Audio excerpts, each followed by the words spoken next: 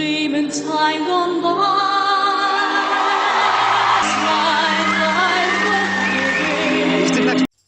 Hi there, Susan Boyle here. Hi, Susan Boyle here. Hi there, Susan Boyle here. In April 2009, the world collectively gasped as a middle-aged Scottish woman named Susan Boyle took the stage on Britain's Got Talent. At first glance, the audience barely held back their laughter, with judges raising eyebrows and viewers at home expecting another forgettable act. But what happened next became one of the most iconic moments in reality TV history.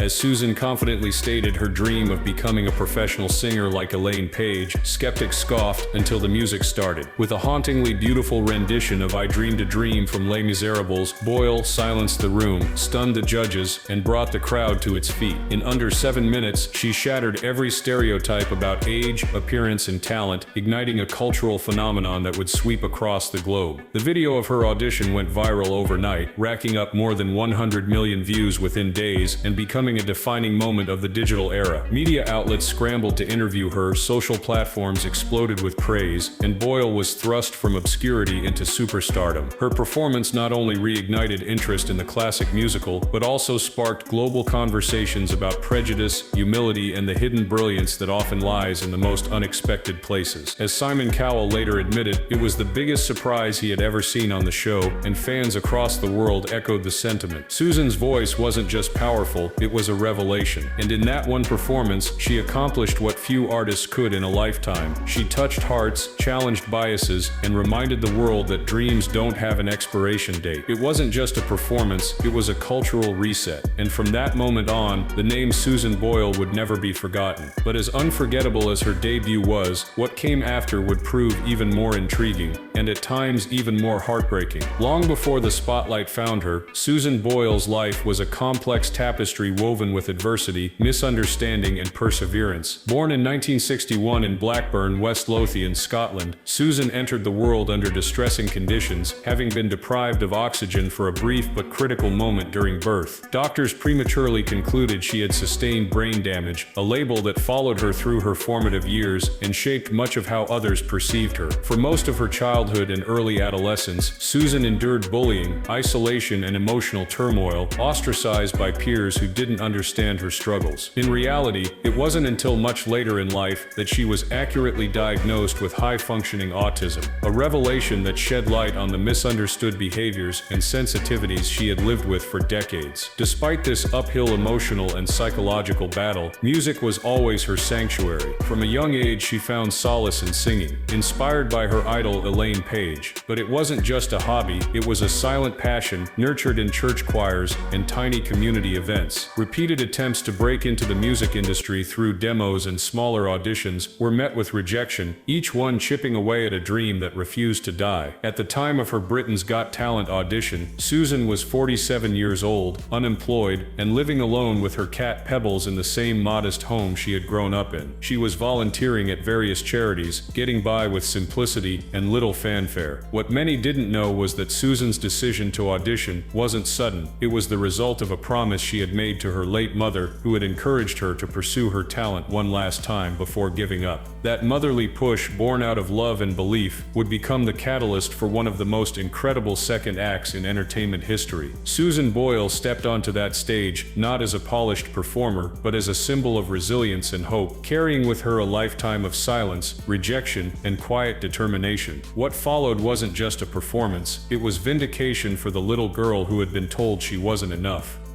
Susan Boyle's meteoric rise after her audition was unlike anything seen before on reality television. Within hours of her performance airing, the clip had gone viral, gaining tens of millions of views and sparking global media coverage. She was hailed as the underdog sensation who defied expectations and reignited faith in raw, untapped talent. Fans from every continent were captivated not only by her voice, but by the authenticity she brought to a media landscape often dominated by image over substance. Yet, despite becoming the breakout star of Britain's Got Talent's third season, Susan didn't win the competition. In a finale that stunned many, The top prize went to the dance group Diversity. While some saw it as a surprising outcome, it didn't derail Susan's newfound trajectory. Instead, it opened a different kind of door, one paved not with a TV show trophy, but with international acclaim and a multi-million-pound record deal. Simon Cowell's label Psycho swiftly signed her, recognizing that her appeal extended far beyond the confines of a competition. Her debut album, I Dreamed a Dream, became a commercial juggernaut, selling over 9 million copies worldwide and topping charts across the globe. She shattered records, including the best first-week sales for a debut album in both the US and UK. Despite not clinching the show's title, Susan Boyle had achieved something much greater: cultural immortality. Her story resonated because it wasn't polished or expected, it was real. And in the process, she became the face of a new kind of success, proving that true talent doesn't need validation from judges. It needs a moment, a platform, and the courage to seize it. While others faded into the background, Susan's star only grew brighter, fueled by the very people who had been moved by her voice and story.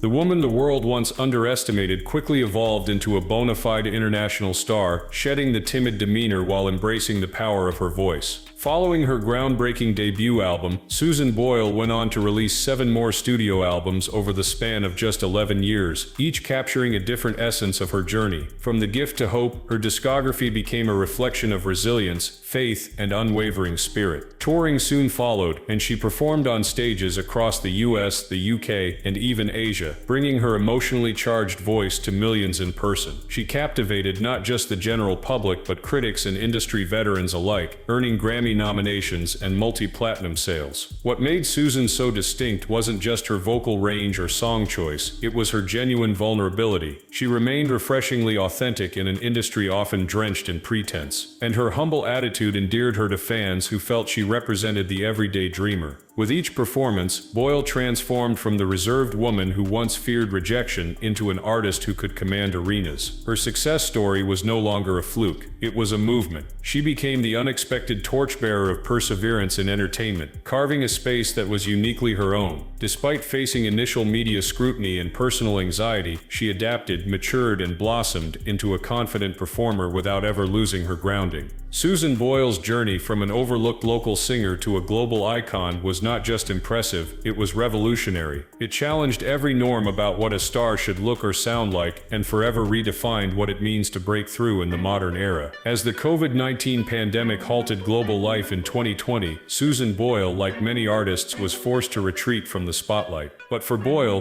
the break was more than just professional, it was personal. At the time, she was in the middle of her 10th tour, performing across the United Kingdom, when the rising threat of the virus brought everything to a grinding halt. Being a type 2 diabetic placed her in the high-risk category, and for her safety, she canceled the remainder of her shows and went into isolation. Fans noticed her absence and speculated about her well-being, especially given how vibrant and active she had been before the lockdown. Rumors swirled that she was preparing for a residency in Las Vegas, but those reports were later debunked. For a while, she remained relatively silent, leading many to question whether she would return to the public eye. However, in November 2021, Susan surprised fans with a charming cameo on BBC's River City, signaling that she was still connected and present, even if in smaller doses. The cameo, accompanied by a warm Instagram post showing her holding a clapperboard on set, reassured followers that she was okay and still pursuing creative projects. Though she didn't release any new music during the pandemic, the world saw glimpses of a woman who, while private, had not retreated permanently. Her break wasn't a fade-out,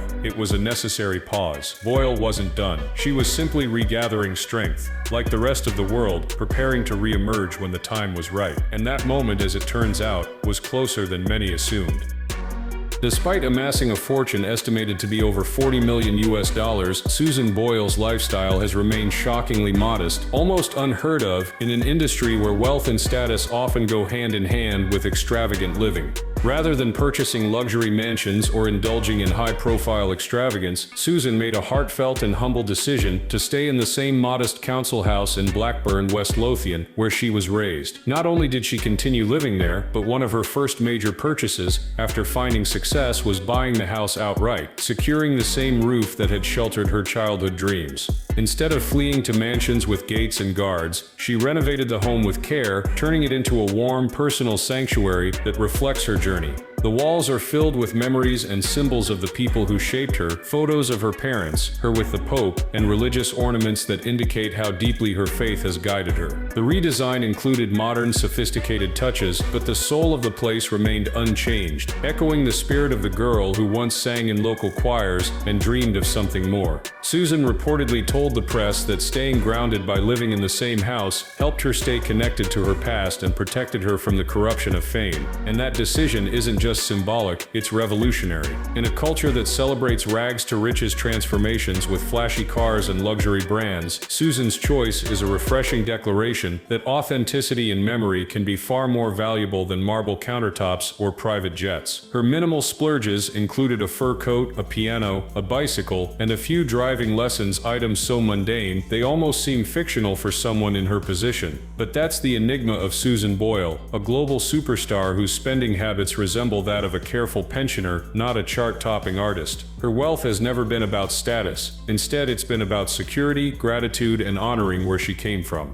In doing so, Susan has not only preserved her past, but redefined what success looks like for the world. Behind every corner of Susan Boyle's humble home lies a deep, emotional connection to the roots that shaped her. While most celebrities would use their newfound fame and fortune as an opportunity to escape their past, Boyle has done the exact opposite, clinging tightly to her upbringing, not out of necessity, but out of reverence. She has spoken candidly about how preserving her childhood home helped her stay emotionally balanced, especially when the whirlwind of fame began to blur the line between her private self and her public persona. Her home isn't just a structure, it's a museum of her journey, a sacred space that reflects the duality of her life as both an ordinary woman and a global icon. Religious symbolism dominates her living space, including a piano room filled with ornaments of Jesus Christ, affirming her Catholic faith as a constant source of strength. Photos of her deceased parents are carefully placed around the home, acting as quiet sentinels of encouragement and memory.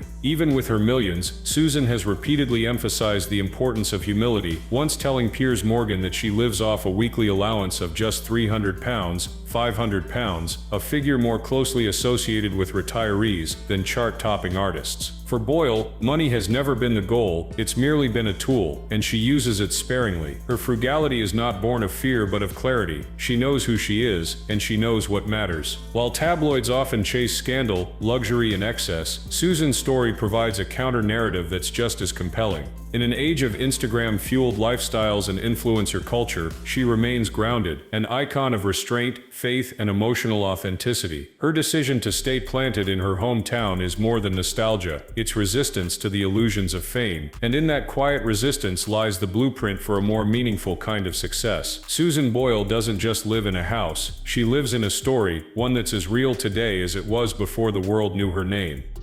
In recent years, Susan Boyle's re-emergence into the public eye was met with another unexpected development, her remarkable physical transformation. The once softly plump singer who rose to fame in 2009 shocked fans with a visibly slimmer figure, having reportedly lost over 50 pounds. But this wasn't a vanity-driven decision. Boyle's health journey began with a wake-up call, a diagnosis of type 2 diabetes. The seriousness of the condition prompted Susan to re-evaluate her lifestyle, and she committed herself to a path of healthier living, not to impress others, but to protect the one thing that truly mattered, her life. She made major dietary changes, the most difficult being the elimination of sweets and sugary foods, which she admitted had long been her weakness. "It's the bane of my life," she said in an interview with The Mirror, but discipline won. In addition to her new diet, Susan introduced exercise into her routine and began taking Garcinia cambogia supplements, believed to suppress appetite and support fat burning. Her transformation wasn't fast or fueled by fad diets, it was gradual, quiet, and deeply personal. Her motivation wasn't image, it was longevity. She wanted to continue doing what she loved, singing without the looming threat of health complications. Fans praised her not just for the physical change, but for the confidence and self-love that came with it. In an industry obsessed with image, Susan's approach was radically different. She wasn't trying to become a model, she was trying to survive and thrive. The change in her appearance, though striking, was simply the outer result of an internal shift. Self-respect, self-care, and a desire to write more chapters in her already extraordinary story. Susan Boyle didn't just lose weight, she gained strength, clarity, and a future. While many assumed Susan Boyle's story had reached its natural conclusion after her global success and quiet lifestyle, the Scottish singer has made it clear she has no plans to fade away. In fact, she's more determined than ever to keep singing for as long as her voice allows. From her very first audition, she declared a bold dream to emulate musical legend Elaine Paige and perform until the age of 70. That wasn't just a throwaway comment, it was a promise. And now, as she approaches that milestone, Boyle remains committed to her craft, refusing to see age as a limitation. Even after the pandemic disrupted her tour and raised concerns about her health, she returned with confidence, sharing updates and re-entering public life on her terms. Her cameo in River City was more than a television appearance. It was a statement. Susan Boyle isn't done. She may sing less frequently, and she may choose her moments carefully, but the voice that once silenced an entire auditorium still has stories left to tell. Boyle represents a rare kind of longevity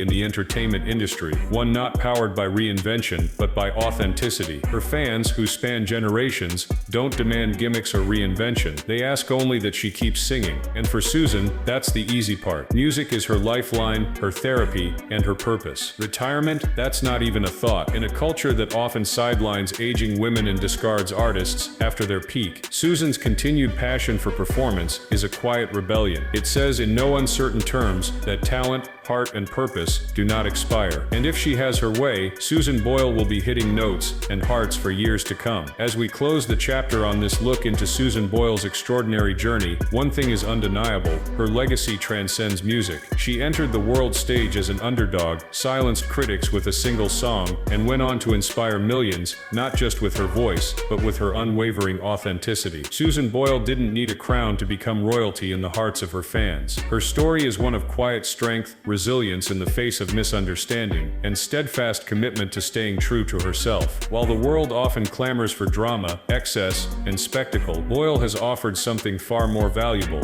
a model of grace, humility, and enduring talent. Her success isn't measured in Grammys or tabloid covers, but in the lives she's touched, the norms she's challenged, and the hope she's restored to countless people who once felt invisible. In choosing simplicity over showbiz, truth over trends, and purpose over pressure, Susan Boyle has done something remarkable. She has built a legacy that will outlast the fame. And as she continues to sing, evolve, and live on her own terms, one thing becomes clear: Susan Boyle didn't just dream a dream, she lived one, and she's not finished yet.